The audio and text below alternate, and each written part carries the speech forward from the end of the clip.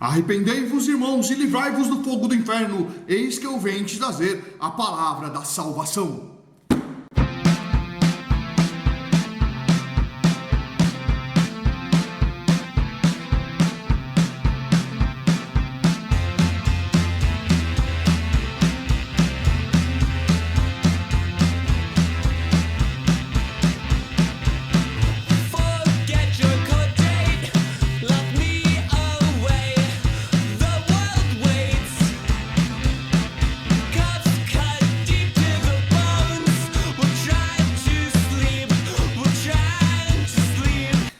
Na videoaula de hoje a gente vai falar sobre Reforma Protestante.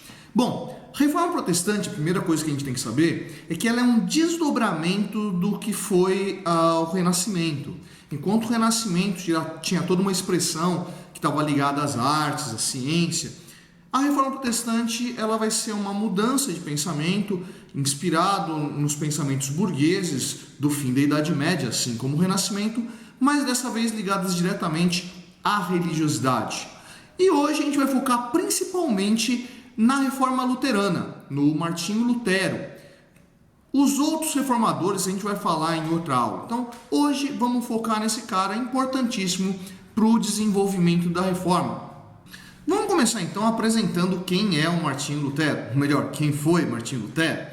Então, Martinho Lutero, ele nasceu na cidade de Eisleben, hoje na Alemanha, na época no Sacro Império Romano Germânico, e o Martinho Lutero ele era filho de um empreiteiro de Minas. Bom, esse pai dele, obviamente um burguês, desejava que o filho tivesse um futuro dentro do departamento burocrático e pagou para que o filho dele estudasse direito. Bom, o Martinho Lutero, estudante de direito, era um cara muito empenhado à filosofia e que ele, na sua vida estudantil, vai ter assim um grande destaque como pensador, assim, ele era bastante respeitado entre os seus pares e entre os professores.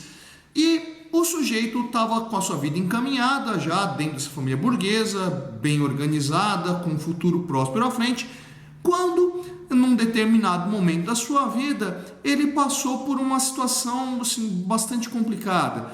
Ele teve no meio de uma tempestade elétrica com raios e trovões para todo lado e um raio caiu muito, mas muito perto do Lutero.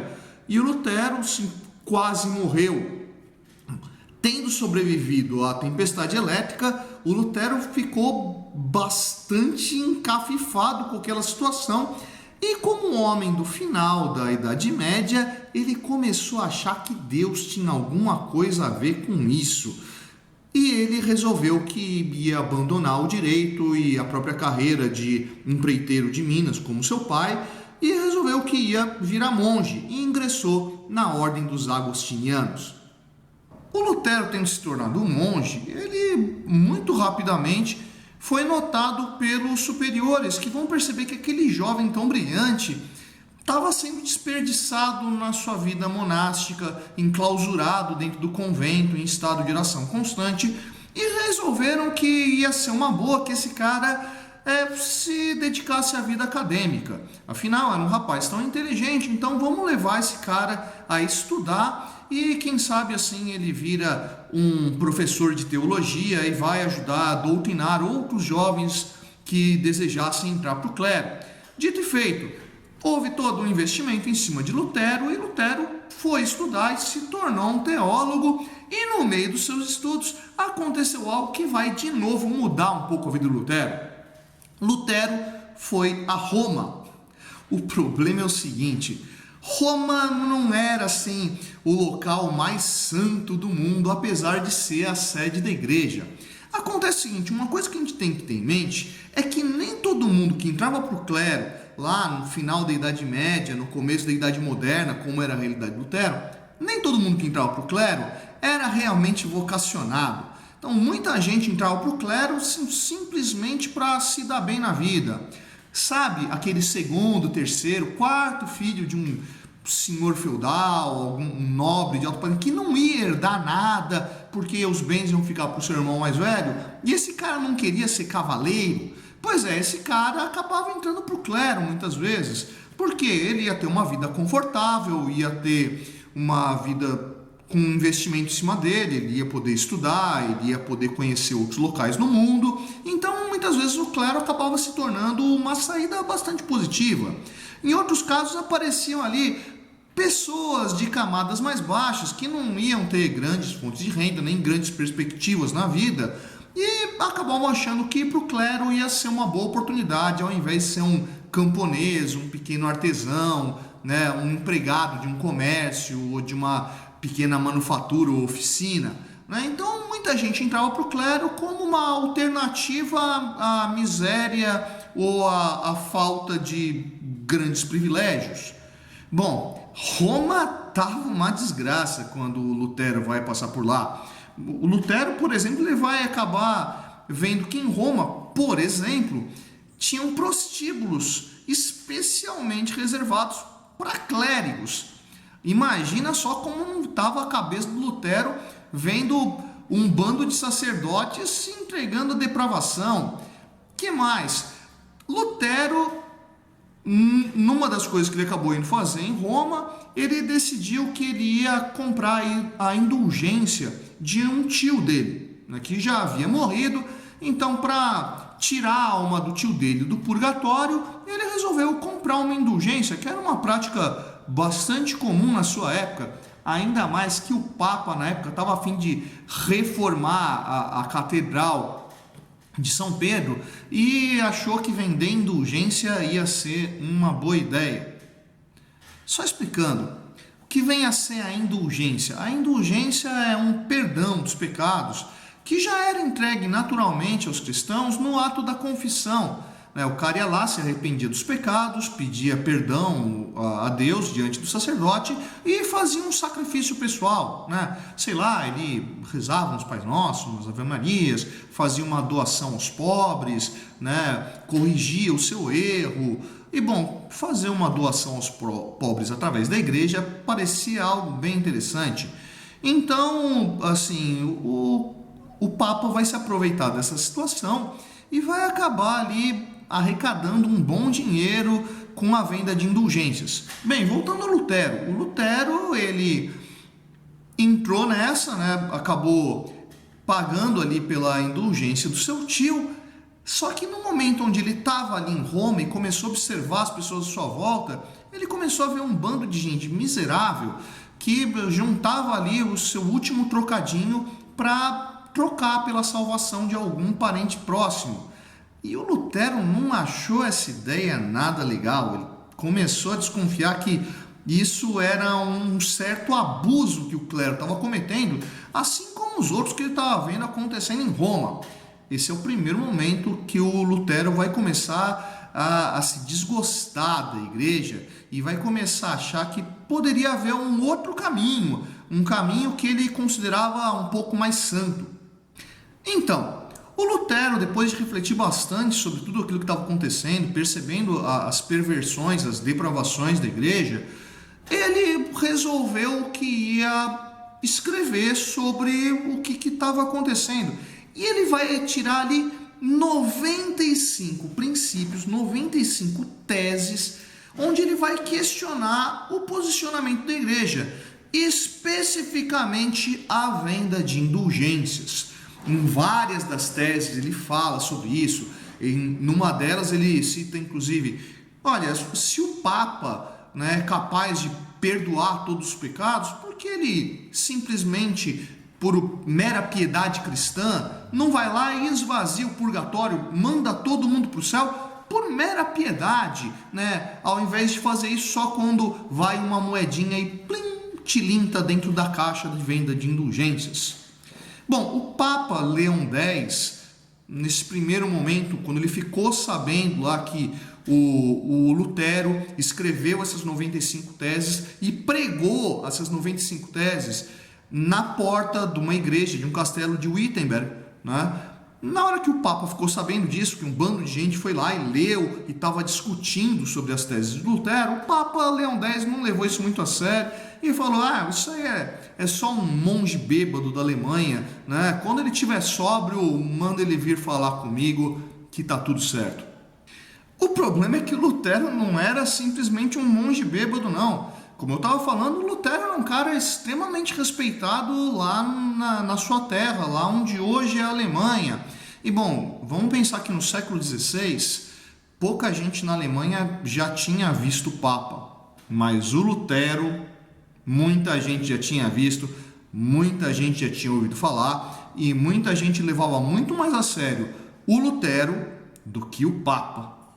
Bom, o Lutero acabou sendo investigado e um frade dominicano que foi lá para ver o que eram essas 95 teses do Lutero acabou declarando ele um herege. Bom, importante, já vamos começar a pensar aí o que vem a ser um herege. Bom, herege é o termo utilizado para definir todo aquele que destoa da doutrina original. E bom, a igreja já estava acostumada a lidar com herege desde o comecinho da Idade Média, porque qualquer um que começasse a destoar ali era entendido como um adorador do demônio, né, uma pessoa perigosa, e acabava sendo perseguido, né? A igreja teve vários momentos ali onde muitos hereges acabavam sendo perseguidos pela Inquisição. Mais para frente eu vou fazer uma aulinha só sobre Inquisição, a gente vai trocar uma ideia legal sobre isso. Mas vamos vendo, o que acontece, por exemplo,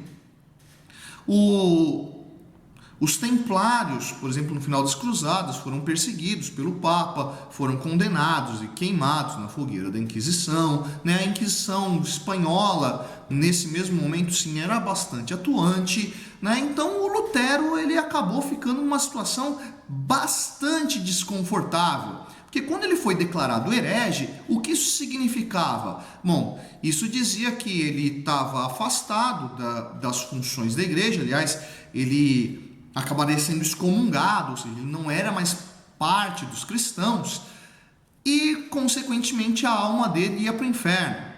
Um outro efeito disso era o quê? Qualquer um que ouvisse Lutero e concordasse com Lutero também estava condenando a sua alma. E isso era uma ameaça muito grande numa sociedade onde a morte era algo muito presente e a ameaça de ter sua alma torturada pelo resto da eternidade era algo muito real. O Lutero vai acabar entrando em maus lençóis ali quanto à igreja. No entanto, a população alemã olhava para o Lutero com bons olhos. A população alemã estava meio cansada de ver um bando de sacerdote italiano chegando naquele território e cometendo determinados abusos. Vamos lembrar que como a sede da igreja estava em Roma, boa parte dos bispos, arcebispos que circulavam pela Europa tinham alguma proximidade com o alto clero, com o Papa, principalmente, que era quem nomeava essas figuras. Então existia muita gente ali ligada a grandes famílias que vão estar ocupando esses postos dentro do clero e não necessariamente eram pessoas ali lá muito católicas, né? Eram pessoas que estavam se aproveitando dessa população, vendendo indulgências, enriquecendo, enquanto tinha uma população gigantesca passando fome. Outra coisa importante que a gente tem que saber quando a gente vai tentar entender o Lutero.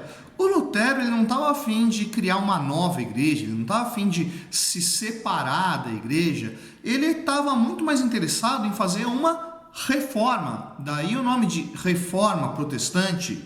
Então vamos protestar em prol de uma transformação da igreja. Vamos dar um jeito na casa aí, vamos tentar eliminar todas essas depravações que estão acontecendo, todos esses problemas com eclesiásticos que são casados, que têm filhos, que têm amantes, além das esposas que não são oficiais, que estão enriquecendo, que estão botando a mão na caixa da igreja e trazendo benefício para si, ao invés de ser um pouquinho mais solidário e cristão com os humildes. O Lutero estava tentando dar um jeito na casa, mas ele não vai ser muito bem entendido logo de começo. E quais são os principais ideais do Lutero para construir essa reforma, para dar uma readaptada na casa? Bom, primeiro, o Lutero estava pensando em que? Vamos diminuir um pouquinho o poder do Papa, tá? Vamos fazer uma limpeza na burocracia da igreja. Diminui essa quantidade de cardeal, né, de arcebispo, não precisa tanta gente. Para o Lutero, a relação à igreja estava muito mais o baixo clero e a população, né? Vamos conversar mais tete a tete, né? Segundo, para que o Papa precisa de renda? Terceiro, para que o Papa precisa de poder político? Deu para notar que o Lutero estava pisando num calo bem exposto e que começou a fazer muita gente começar a pensar. Bom, esse pessoal começou a pensar, começou a olhar para o Lutero e parte dele começou a tentar pegar o Lutero, prender e mandar para a fogueira da Inquisição, e um outro pessoalzinho começou a falar: olha, esse tal de Lutero aí pode ser muito interessante para os nossos interesses. E quem foi esse pessoal que começou a achar interessante a pessoa do Lutero e que podia atrair ele para o lado deles? Uma boa parte da nobreza alemã. Porque vamos pensar no seguinte: o que é que justificava o poder dos nobres? O que justificava o poder dos nobres era a aliança com a igreja. Bom, eu vou botar aqui de novo o link para o meu vídeo, onde eu estou falando sobre o batismo de Clovis, que é onde aparece a relação entre igreja e Estado, onde é que nasce isso, lá no comecinho da Idade Média. Bom, o problema é o seguinte: o Papa estava se tornando uma figura muito poderosa, então o poder dos nobres alemães estava muito submetido ao Papa, e esses nobres alemães vão começar a perceber o seguinte: o Lutero é reconhecido pela população alemã, e se a gente fizer o seguinte... E se a gente ir para o Lutero e falar: Lutero, vem cá, meu nego, você está a fim de ser queimado na fogueira da Inquisição? Eu acho que não, né? Faz o seguinte, você fica do nosso lado. Você, em quem a população aqui da região da Alemanha confia, você justifica o nosso poder político. Você vai lá e faz o ritual de coroação, que olha, mostra que Deus foi que escolheu a gente, que o nosso poder é justificável, e ninguém aqui te entrega para o Papa. A gente vai fazer uma nova igreja, uma igreja desse território, uma igreja luterana. E você, como essa nova liderança, vai ter a liberdade de fazer o que quiser com essa igreja, desde que a sua igreja justifique o nosso poder. Bom, o Lutero ele também vai atingir o interesse de um outro grupo que não tinha lá grande poder político, mas tinha um poder financeiro interessante, que era quem? O grupo de onde o Lutero saiu, que era a burguesia alemã. Bom, vamos pensando no seguinte: a burguesia não tinha um relacionamento lá muito bom com o clero, porque nesse momento a burguesia já está desenvolvida, ela já tem poder econômico, só que o poder econômico está baseado numa prática que era condenável pela igreja tradicional, a chamada usura. E o que vem a ser essa tal de usura? É enriquecer sem ter mérito por isso. De onde saiu essa ideia da usura? Saiu lá de uma interpretação do livro do Gênesis. Mas se você buscar lá na historinha de Adão e Eva, você vai ver que quando Deus expulsou Adão e Eva do paraíso, ele fez o quê? Falou para os dois: agora você vai ter que ganhar o pão com o suor do seu rosto. Pãozinho amargo da desgraça, não é? O problema é que o burguês não ganhava o pão exatamente com o suor do seu rosto. Muitas vezes ele ganhava o seu pão com o suor do rosto do outro. Como assim? Empréstimo a juros, comprar por X e vender por 3X. Ou seja, sem botar a mão na massa, o burguês estava fazendo seus negócios e estava enriquecendo. A usura era a prática da vida do burguês. E o Lutero entendia isso muito bem. Ele vivia esse mundo, ele saiu de lá, e o Lutero vai trazer uma série de interpretações que vão entrar em conflito com a visão tradicional de mundo. Quer ver um negócio, por exemplo? Uma das primeiras ações do Lutero foi traduzir a Bíblia. Ele pegou a Bíblia, que estava toda em latim, e traduziu para o alemão. E por que ele fez isso? Porque, segundo os dogmas da igreja, quem que era capaz de interpretar os mistérios da Bíblia? Era o clero, né? Eram os bispos, era o Papa. E o Lutero vai começar a pensar no seguinte: cara, peraí, nós não somos todos iguais? Não somos todos descendentes de Adão? Por que eu não posso ler a Bíblia? Ah, não, peraí, eu já leio, eu sou clérigo, mas eu leio porque eu sei latim. Mas e essa população que está em volta de mim? Por que elas não podem ler a Bíblia? E ele traduziu e criou um conceito muito novo, que vai ser chamado de sacerdócio universal. Olha a mágica do negócio, olha como isso começou a igualar a população, e isso está muito ligado aos princípios lá do Renascimento. Todo mundo pode ler a Bíblia, todo mundo pode interpretar o que está escrito lá, e fazendo isso, vai estabelecer um contato direto entre você e a divindade. Que negócio mágico, né? Olha o poder da igreja ruindo. O Lutero estava começando a construir uma nova ideia, e essa é uma ideia bem burguesa, que tirava essa sociedade de camadas estanques, o que a gente chama de sociedade estamental, típica lá da Idade Média, e constrói uma sociedade onde você se aproxima de Deus a partir da sua capacidade, que era a realidade do burguês. Gente, um burguês poderia ser filho de uma prostituta com um mendigo e virar um mestre de uma corporação de ofício, virar um grande comerciante, e independia da sua origem, dependia só da sua capacidade pessoal. Era isso que Lutero estava prezando quando ele vem com essa ideia do sacerdócio universal. E essa igreja muito mais próxima da população vai acabar encontrando ali uma resposta muito positiva entre a população alemã. A população vai começar a adotar essa nova fé cristã do Lutero, reconhecendo nela os seus ideais de vida, e vai se desligar da igreja tradicional de Roma. Vai se criar aí um novo movimento que vai quebrar com a autoridade que a igreja tinha, como uma igreja única que condenava qualquer herege. Olha lá, o Lutero foi um herege que deu certo. O Lutero foi um herege que conseguiu sobreviver à perseguição da igreja, porque, primeiro, encontrou apoio nos príncipes alemães que concordavam que a igreja promovia um abuso muito grande dentro da política nas suas terras. Segundo, vai encontrar apoio dentro dessa camada de onde Lutero brotou, que era a burguesia alemã. Essa camada vai começar a perceber o quê? Todos os seus ideais de igualdade, igualdade de direitos, igualdade de possibilidade de prosperidade, de valorização do indivíduo, de humanismo, vai estar tudo presente ali dentro da teologia do Lutero. Olha só como Lutero vai conseguir um apoio generalizado que vai garantir com que ele sobreviva e com que as suas teorias tomem força e se mantenham dentro da Alemanha.